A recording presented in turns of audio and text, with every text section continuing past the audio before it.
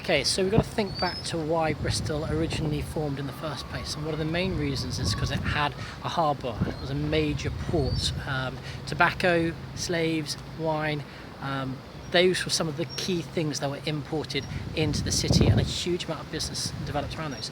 Obviously, those industries fell into decline massively, rightfully so, some of them, and therefore we had a lot of empty buildings all along the waterfront. Here, this building over here, and across all of these. Now, those were essentially derelict buildings, not much happening in them, and so the area sort of fell into disrepute and a bit of derelict. Now, what the council decided to do was invest a huge amount of money in trying to turn this area around and make it more of a cultural centre again. So here, the V-shed behind me is now sort of restaurants, bar. Behind that, over there, that's the stables. Again, restaurants, bars. Really good and sort of nightlife places which people can go out. Around here, the actual harbour, they have a harbour festival once a year, attracts about 30,000 tourists. Here we've got some arts gallery, and actually around here, the M shed over there is a major art gallery too.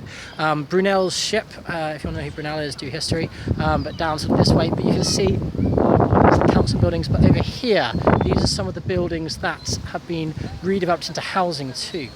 And that's quite a good thing, because if you're going to have this cultural centre, you don't want it in the evenings to completely die and become sort of a dead centre.